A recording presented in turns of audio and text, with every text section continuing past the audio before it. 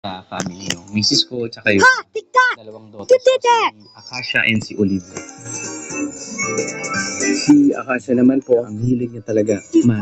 Sobrang hilig niya sa math. Sobrang galing niya sa number. So may idea na siya kung kulang or sobra yung mga pera. Nag-step up siya dun sa moment, dun sa challenge.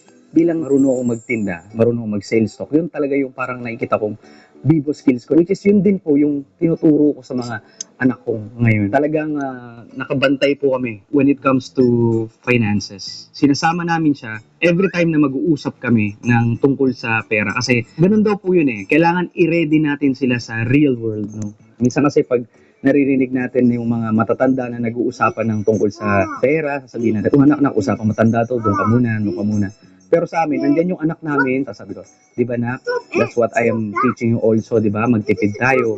Merong method sa Mommy Diaries dyan eh, na parang play method eh, parang yung una is pretend play. Pag ginamitan natin ng method na pretend play, mas naiintindihan mo nila. Kailangan talaga hands-on ka at open ka rin sa kanila.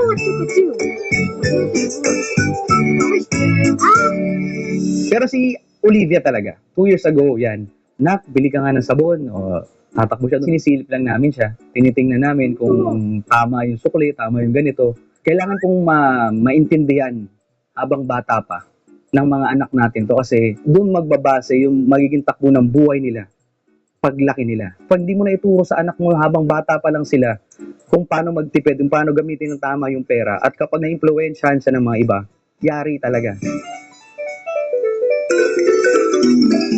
Kami po dati ay nagtitinda po kami sa palengke ni Mommy Diaries. No? Nagtitinda kami ng tsinelas. Ako mismo nagtitinda ako ng burger.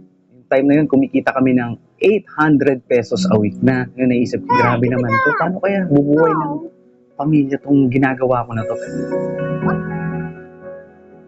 Yung time na yun, minamaliit tayo ng mga tao. Minsan may mga malalapit pang kamag-anak na magtitingin sa'yo na, ginagawa mo dyan, pinag-aral ka namin sa ganito. Talagang bobombahin ka nila ng bobombahin na masasakit na salita.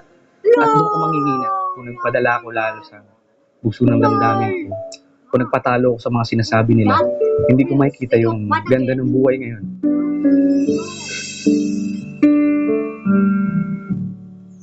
Kinukwento ko yung experiences ko rin para maintindihan din nila na, ganito pala yung ginawa ni Daddy dati, na kung paano sila gumawa ng hanap buhay. So, tinuturo ko yun, kinukwento ko sa anak ko, kung paano kami dati.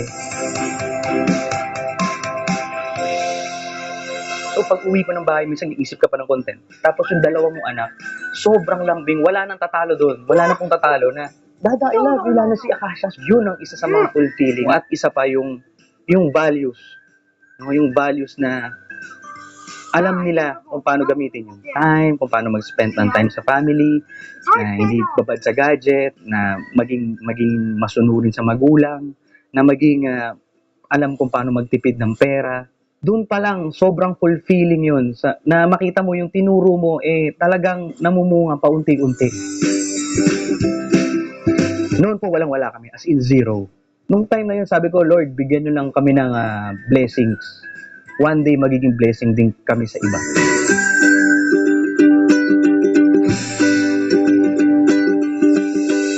Samahan sina Akasha, Feliz at Jude sa isang fun-filled galing challenge on budgeting sa Vivo Lilith's Galing Challenges 2.0. Vivo today, ready tomorrow.